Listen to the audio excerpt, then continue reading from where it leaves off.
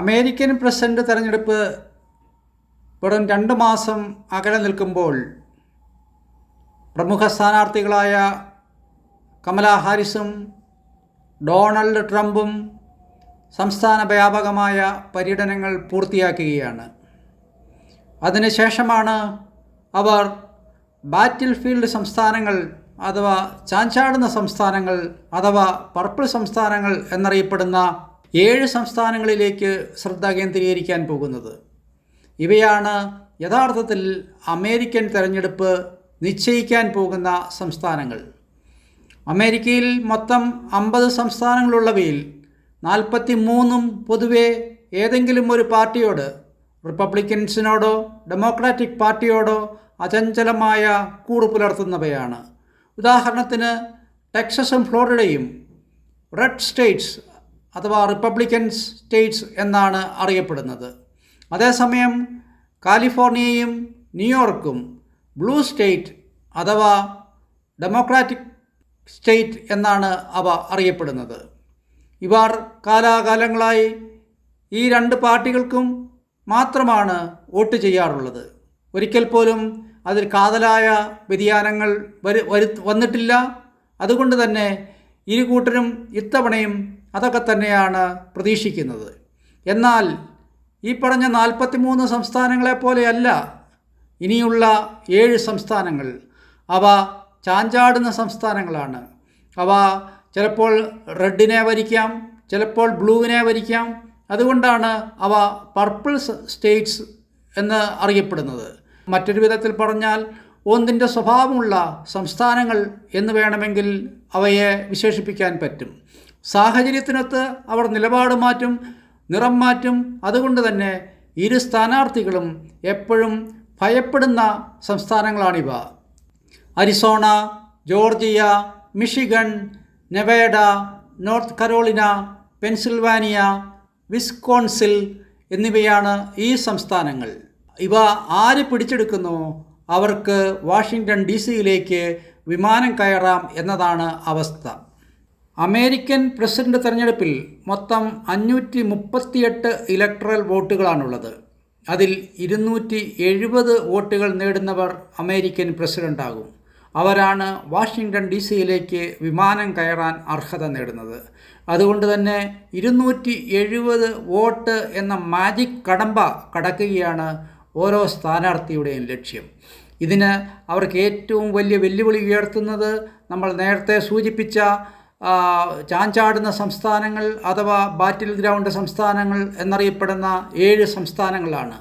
അവിടെ ഏതാണ്ട് കട്ടയ്ക്ക് നിന്നുള്ള പോരാട്ടമാണ് നടക്കുന്നത്. നേരിയ ഭൂരിപക്ഷമാണ് ഏതെങ്കിലും പാർട്ടിക്ക് അവിടെ എപ്പോഴും ലഭിക്കാറുള്ളത്. കഴിഞ്ഞ തവണ ജോ ബൈഡനും ഡൊണാൾഡ് ട്രംപും നടന്ന ഉശിരൻ പോരാട്ടത്തിൽ ഉദാഹരണം പറയുകയാണെങ്കിൽ ജോർജിയയിൽ ബൈഡന് 0.2% വോട്ടിൻ്റെ മാത്രം ലീഡാണ് ലഭിച്ചിരുന്നത്. എന്നാൽ അവിടെയുള്ള 16 സീറ്റും 16 വോട്ടും ബൈഡന് ലഭിച്ചു. അമേരിക്കയിലെ ഇലക്ഷൻ സംവിധാനപ്രകാരം ഒരു വോട്ടിന് ജയിച്ചാൽ പോലും അവിടെയുള്ള മൊത്തം ഇലക്ട്രൽ വോട്ടും ആ സ്ഥാനാർത്ഥിക്ക് ലഭിക്കുകയാണ്. ഇത്തവണയും ഇവിടെ ഇഞ്ചോടിഞ്ച് പോരാട്ടമാണ് നടക്കുന്നത്. ആഫ്രിക്കൻ അമേരിക്കൻ വംശജർ ഏറെയുള്ള സംസ്ഥാനമാണിത്. കമലാ ഹാരിസ് ആഫ്രിക്കൻ വംശജ അല്ലെങ്കിൽ കറുത്ത വംശജയായിട്ട് അവരെ ഐഡൻറ്റിഫൈ ചെയ്തു കഴിഞ്ഞു. അല്ലെങ്കിൽ ഡെമോക്രാറ്റുകൾ രഹസ്യമായും പരസ്യമായും ഇവിടെ ആ ഒരു പ്രചാരണം അഴിച്ചുവിട്ടിട്ടുണ്ട്. അതുകൊണ്ട് തന്നെ ജോർജിയയിൽ കമലാ ഹാരിസിന് ഒരു മികച്ച പ്രതികരണം ലഭിക്കുന്നുണ്ട്. അവർ ഈ സ്റ്റേറ്റ് നേരിയ ഭൂരിപക്ഷത്തിനാണെങ്കിൽ പോലും പിടിച്ചടക്കിയാലും അത്ഭുതപ്പെടേണ്ടതില്ല. അതുപോലെ തന്നെയാണ് അരിസോണ. കഴിഞ്ഞ തെരഞ്ഞെടുപ്പിൽ അരിസോണയിൽ വെറും 0.3% ലീഡാണ് ബൈഡന് ലഭിച്ചത്. അതും ഒരു കടുത്ത പോരാട്ടത്തിന് ശേഷമായിരുന്നു. മെക്സിക്കോയുമായി നീണ്ട അതിർത്തി പങ്കിടുന്ന ഒരു സംസ്ഥാനമാണ് അരിസോണ. അതുകൊണ്ട് തന്നെ കുടിയേറ്റമാണ് ഇവിടുത്തെ ഏറ്റവും വലിയ പ്രശ്നം. ഈ കുടിയേറ്റം നിയന്ത്രിക്കാൻ വേണ്ടിയിട്ട് ഡൊണാൾഡ് ട്രംപിൻ്റെ കാലത്ത് വലിയ മതിലുകൾ കെട്ടിപ്പൊക്കുകയും കൂടുതൽ പോലീസിനെയും പട്ടാളത്തെയും ഒക്കെ നിയോഗിക്കുകയും ചെയ്തു. ബൈഡൻ ഭരണകാലത്തും ഈ ഇതേ നയം തന്നെ ഏതാണ്ട് തുടരുകയാണ് ചെയ്തത്.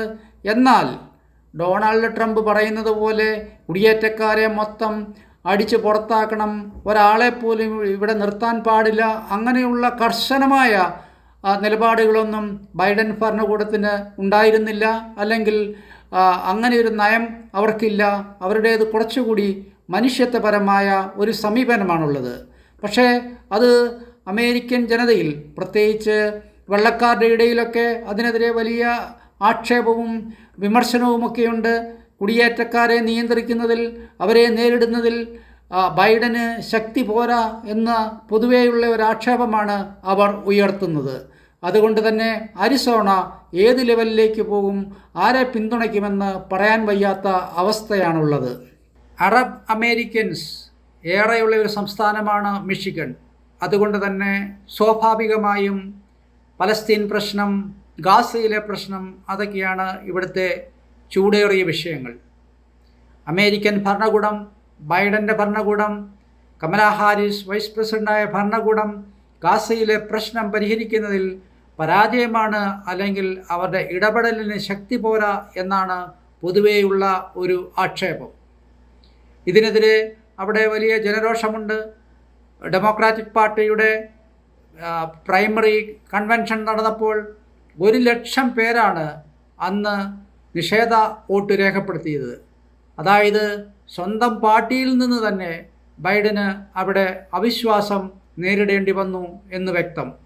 അതുകൊണ്ട് തന്നെ വളരെ നൂൽപ്പാലത്തിലൂടെയുള്ള ഒരു യാത്രയാണ് ഡെമോക്രാറ്റുകൾക്ക് ഇവിടെ നടത്തേണ്ടി വരുന്നത്.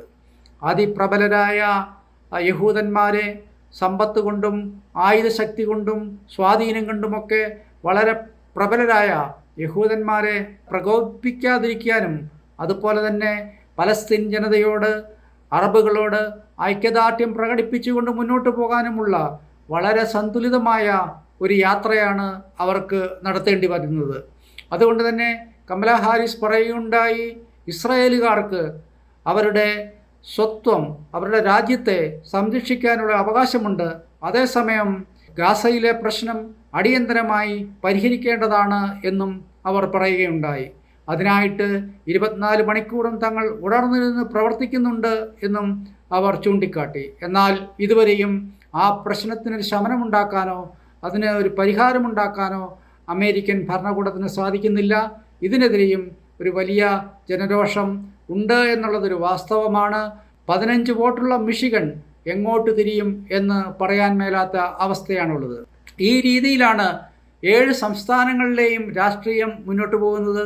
ഓരോ സംസ്ഥാനത്തും അമേരിക്കയിലെ പൊതുവിഷയങ്ങൾ കൂടാതെ ഓരോ സംസ്ഥാനത്തിനും അവരുടേതായ രൂക്ഷമായ പ്രശ്നങ്ങളുണ്ട്. അവ പരിഹരിക്കാനും അവ ആളിക്കത്തിക്കാനും ഉള്ള ശ്രമങ്ങൾ നടക്കുന്നു. അവ ആളിക്കത്തിക്കാൻ ട്രംപിൻ്റെ കേന്ദ്രങ്ങൾ ശ്രമിക്കുമ്പോൾ അവയ്ക്ക് പരിഹാരം കാണാനായിട്ട് ബൈഡൻ്റെ ഭരണകൂടവും ശ്രമിച്ചുകൊണ്ടിരിക്കുന്നു. എന്തായാലും ഈ ചാഞ്ചാടുന്ന സംസ്ഥാനങ്ങൾക്ക് വേണ്ടിയുള്ള, ബാറ്റിൽ ഫീൽഡ് ഗ്രൗണ്ട് സംസ്ഥാനങ്ങൾക്ക് വേണ്ടിയിട്ടുള്ള, പർപ്പിൾ സംസ്ഥാനങ്ങൾക്ക് വേണ്ടിയിട്ടുള്ള പോരാട്ടം ഓരോ ദിവസവും ഇവിടുത്തെ പ്രചാരണം ശക്തിപ്പെട്ടുകൊണ്ടിരിക്കുന്നു.